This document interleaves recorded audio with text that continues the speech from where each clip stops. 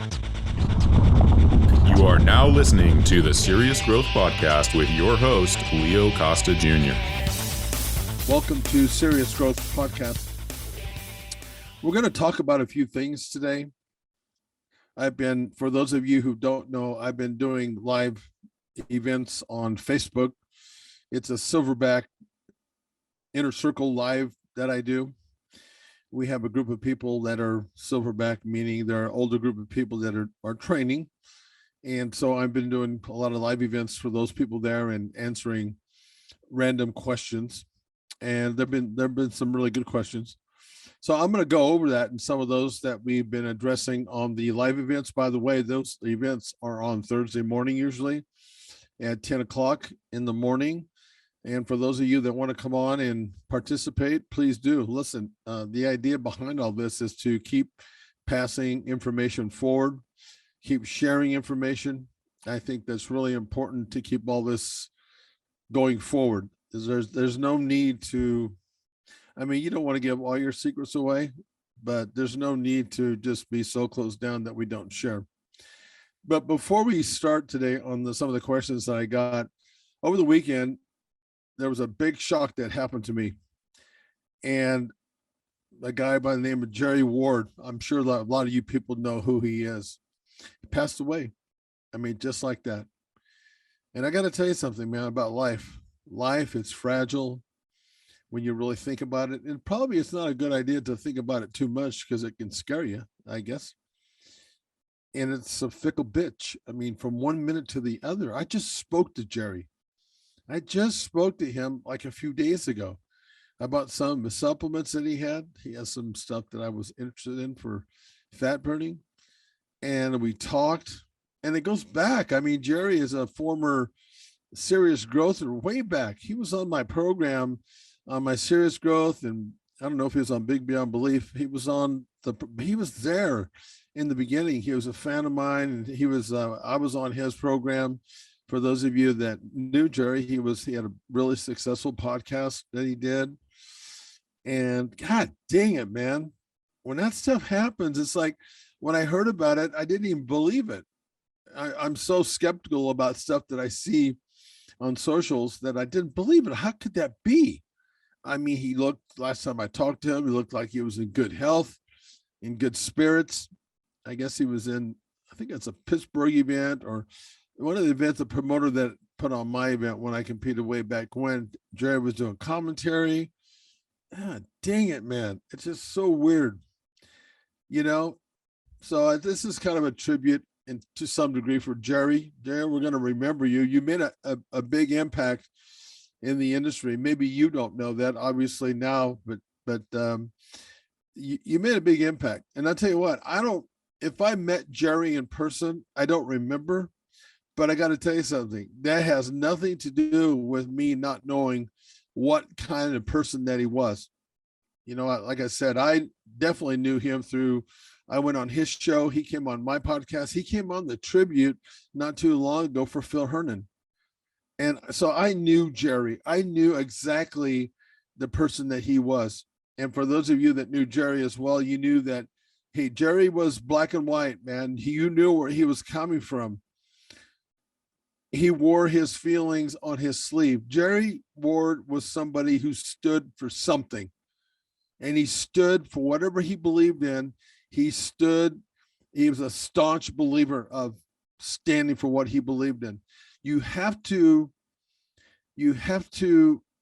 give credibility to people that are willing to take that stance, because most people aren't. Because there's consequences with having that and taking those stances, something that you believe in wholeheartedly. And Jerry was that person. We need more people like Jerry in the industry because they're the real deal. You may not like what he says, but what he says is normally spot on. He didn't just talk smack, but he was bold about what he believed in. And I absolutely am, always in awe of people like that. And it's just really a sad day when somebody just passes. I mean, my goodness, 46 years of age. God dang, just it's sobering. Here I am, 67, it's like, holy shit, something like that happens. It makes you think, is this, hey, we don't really know when our day is gonna happen. Not usually, but boy, I'll tell you what, you got to live in the moment, man, and enjoy and just really be happy and thankful about those moments.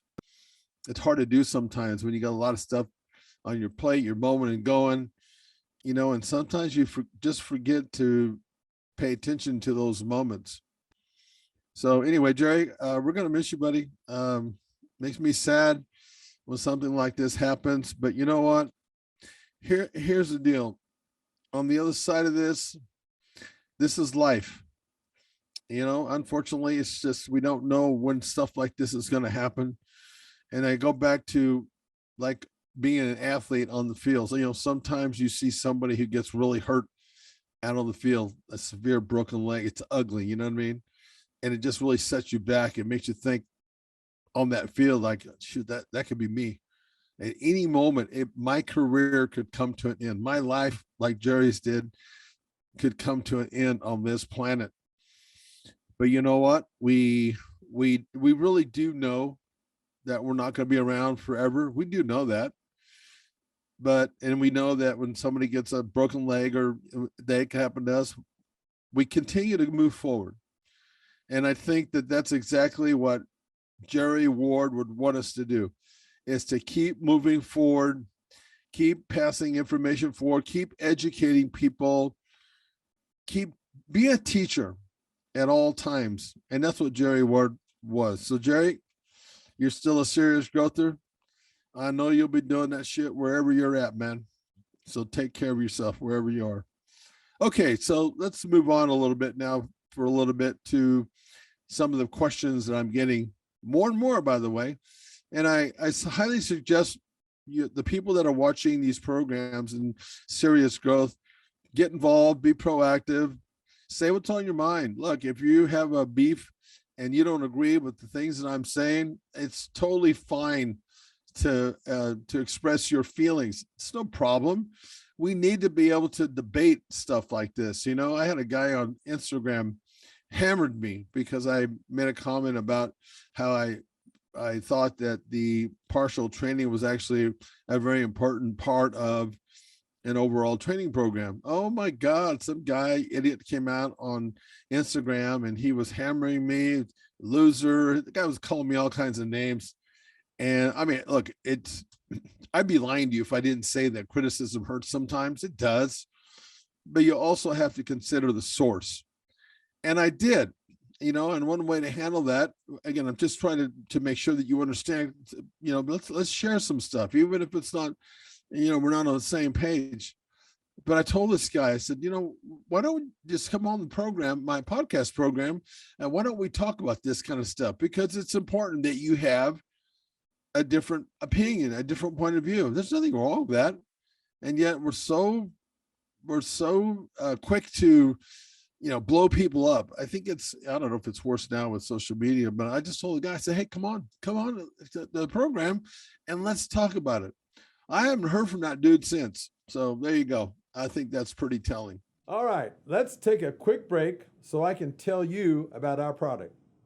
Do you want a bone-crushing grip? Good, because you're gonna get one with the amazing new Trs Gripper. It's a progressive grip builder with longer handles and a special ergonomic design that's like a dozen hand grippers in one. Start off easy and work your way up to quickly build your grip strength from wet noodle to pulverizing. The package includes a video from the world-famous strength coach, Dr. Russ Horine, the man who worked with Leo Costa to help bring you big beyond belief in the Bulgarian Power Burst. Dr. Horine shows you a simple and easy to follow workout plan that takes just minutes a day right from in front of your TV set if you want. So click on the link below and let's get started building you a stronger, firmer, bone-crushing grip.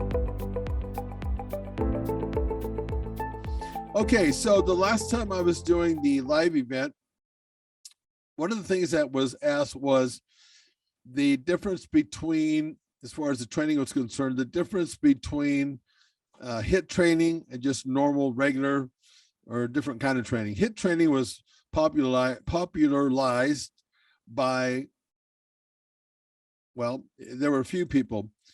Casey Viator was one. The one that I really tied into was Mike Mentzer. Maybe some of you remember Mike. He was the heavy duty guy, heavy duty training. And then, of course, there was Dorian Nates after that. And look, you know, Don Ross was somebody who was a mentor of mine to some degree. He was a writer. He's a professional wrestler. Guy knew a lot of stuff. And one of the things that he told me was, he said, look, everything works to a degree. It's just that to the degree that it works. I think that was some very wise information. So look, I think that what Dorian and Mike did were definitely, and Casey Viator was definitely a style that worked. But there are a lot of other ways to skin that cat. You know that if you're doing high intensity training, you're doing very low training and doing some negatives and, you know, slow on the eccentric part of the movement compared to the concentric. There were that was that style and that group of people that were doing that. You know, sometimes I take a look at, because I've always said that the mark of a good program is one that stands the test of time. What I see, again, I'm not belittling anything that these guys are doing, but I am pointing out pretty much a fact. If you take a look what those guys did to their body by taking the body that far, because they made up for doing extra repetitions by taking the body to absolute failure. And I mean, you talk about pushing it to the edge. And there's something to be said for that, because look at those guys' physiques. I'm not saying that, but man, I mean, most of those guys, like, they pop, you know, bicep or shoulder. I mean, they had issues to where it was very difficult for them to, you know, do any kind of a weightlifting program after they put their bodies through that. I get it. Look, I'm not, like I said, their stated goal was to put on as much mass as humanly possible. It's hard to dispute their results. So, you know, but going back to what Don said, everything works to a degree. It's to the degree it works for you. I will say this. One of the things that I learned from firsthand, because a lot of the information that I got was, you know, from magazines. I mean, the social media thing didn't come in till a couple of years after I'd gotten into the sport. So I had to learn it from magazines. So magazines was kind of like the social media, but in slower time. And what I learned from what I was reading in the magazines was that it wasn't always what you thought that you saw. When you read something and you saw something like on social media now, it's not always what you think it is. And as it relates to Dorian and Mike Mentzer, I can tell you that they were, even though the bulk of their program, or a large part of their program, was their heavy duty and, you know, going to absolute failure, they also did more volume training than they would talk about.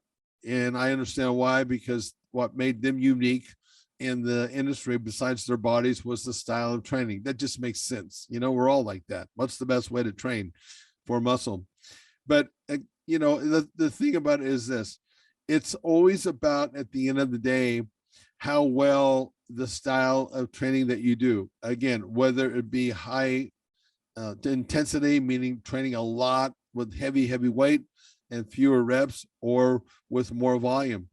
And it goes beyond that, because, you know, what really happens, you know, I learned this with Platts, where, you know, form and technique are really important. There's no doubt about it.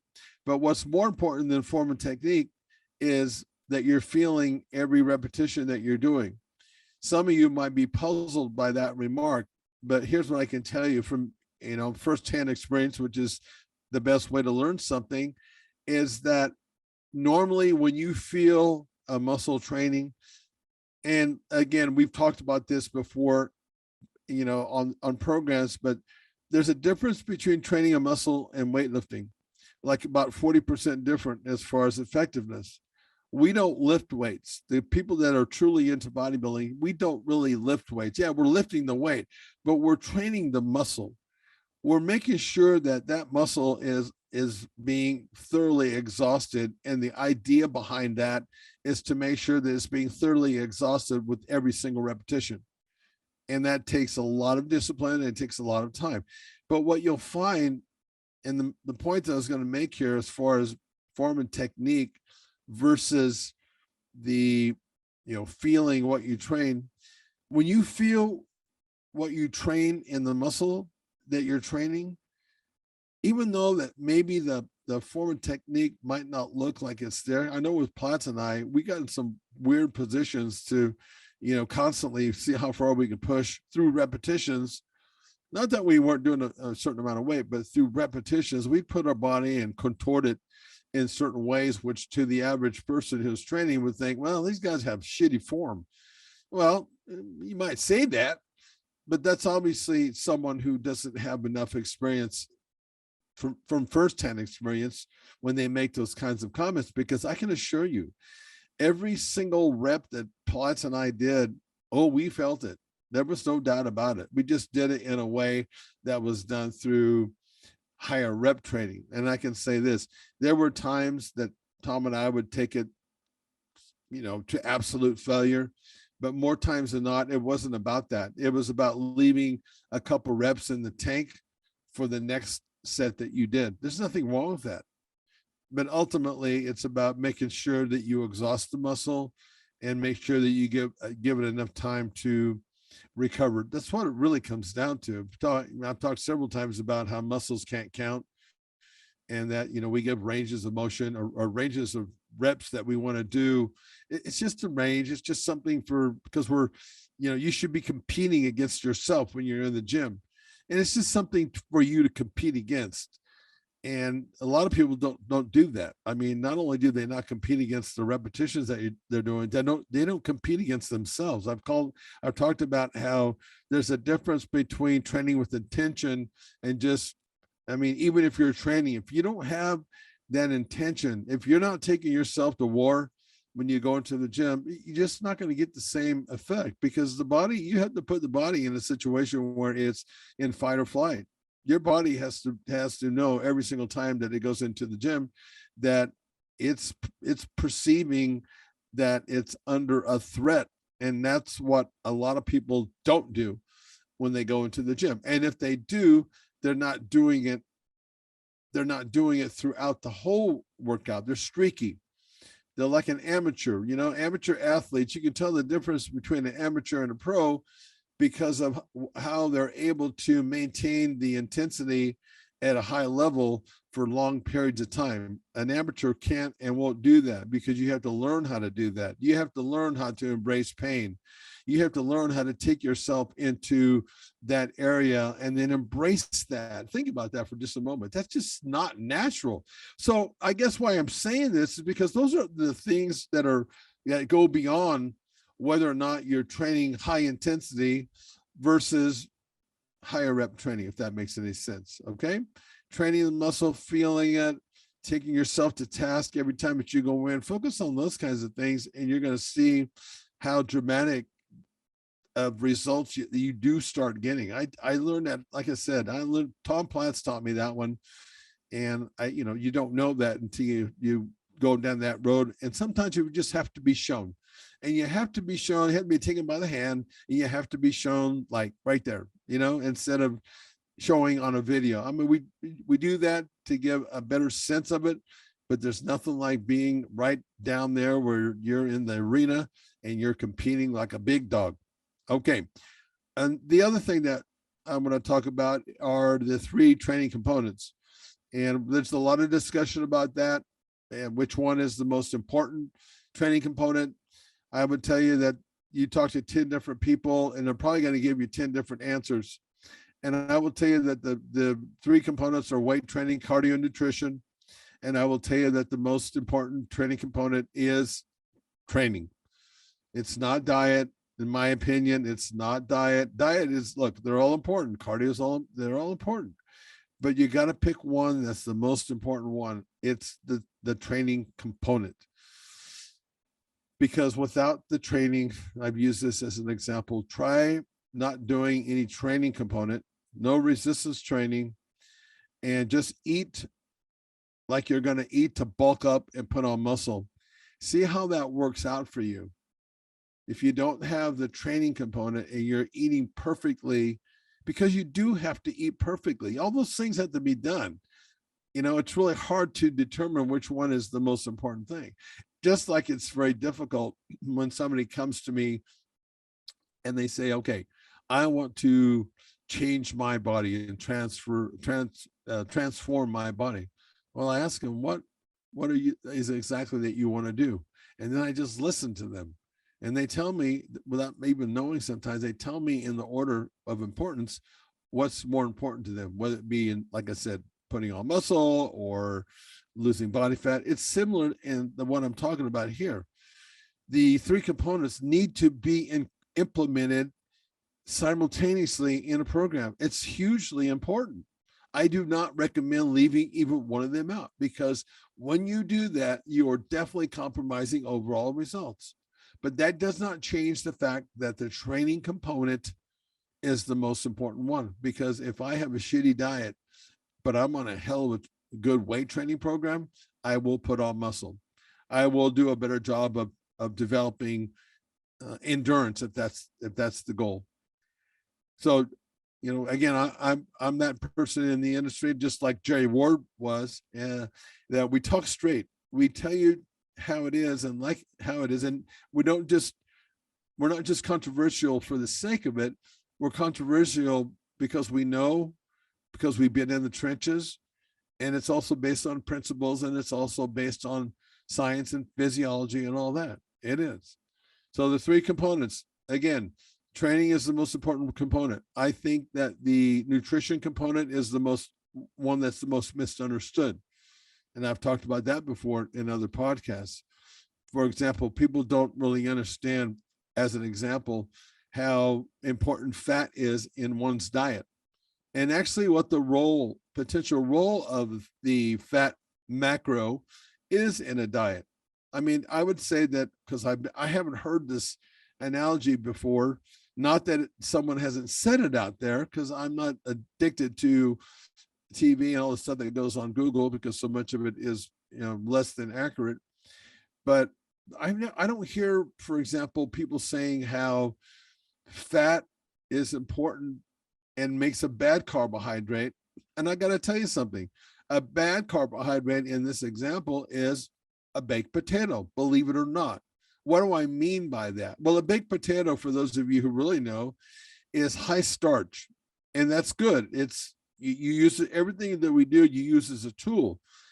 And if you're that person that wants to get a surge of sugar into your bloodstream to get your pancreas to secrete, you know, that hormone, insulin, if you want to activate that, then you do that. But if you're looking for a carbohydrate, because the downside of eating high starch foods like that is it comes into your system very quickly, but it also dissipates, it's gone, which creates a crashing effect. And you get on this yo-yo, and over time, that's not good for you. And it's not a real wise way to utilize energy. But you can immediately make that baked potato, in this case, I'm going to say a bad carb, a good carb, by just simply adding fat. Fat releases sugar in a slower way, controls it. See, that's what I mean by how the fat macro controls the sugar release. So what ends up happening is you get more of a stable, longer lasting energy. So what it comes down to is really, you got to keep asking yourself why the hell you're doing certain things. You have to do that. You have to constantly keep yourself in check over that. Why am I doing that? Is it because I'm following somebody and I'm just blindly following them in blind faith? And that's okay too, but you still have to ask that question, because the results that you get might not be exactly what you thought you were going to get. And I just mentioned to somebody today, I said, you're not going to believe this, but eating ice cream with whole fat is a really good food for bodybuilding. And that's the reason why. It's because it has fat. It's got the simple sugar that releases right away, but it's got that fat already built into it. it's a beautiful thing. And most people will say, oh no, shouldn't be eating ice cream if you're truly bodybuilding. That's not true. Anybody that says that doesn't really understand that. One of the things that I learned, I knew Ronnie Coleman because I shot a video with him way back in the late 80s, probably early 90s, this backstage secrets of bodybuilders. It was a very interesting shoot because we talked about what was really going on in the industry. But one of the things why I'm referring to Ronnie is that he was big on eating pizza. So you might think, well, good, my goodness. I mean, and again, look, going into a competition, you clean up and you eat foods that are not so what we would consider to be, high calorie and with high fat and high sugar and all that. But that pizza that Ronnie was eating was actually a very good source of energy because it's got the elements, it's got the fat there with the cheese that's in it. And depending on what kind of, if you use pepperoni, you've got things there that are slowing the release of that sugar, the bread that's in there. And so it's actually a much better food than you might think. These are just some of the things that you learn in the industry when you're around long enough and you become someone who is a student of the game. It's very important to, I wrote this book called Exposing Fake Trainers. And it was just basically a book to protect, in a way, the unassuming people that were just blindly following what these people were saying out there, because there's so much confusion in the industry. And some of these things that I'm talking about are not necessarily the most popular things that are being talked about in the industry. And I just have to believe that not only is it because they just don't know, it's just because they don't know because they haven't had enough experience and they haven't tried it themselves. Anything that I profess for people to do, I always do it to myself first. And I do it for quite some time because my stated goal is to be able to, in those three components, is to be able to produce a result and reproduce a result at will. That's the stated goal. And it could be developing endurance. It could be putting on muscle. It could be burning or having you lose an incredible amount of weight, especially body fat weight. Anyway, that's all I'm going to talk about today on Serious Growth. And again, I just want us all to, give a shout out and a thought to Mr. Jerry Ward. He was a pioneer. He was a good guy in the industry. And unfortunately, the good guys sometimes, they just go too soon. Until next time, get serious, growth. Thanks for listening to the Serious Growth Podcast. For more episodes like the one you just listened to, subscribe to us on your mobile podcast app and leave us a review.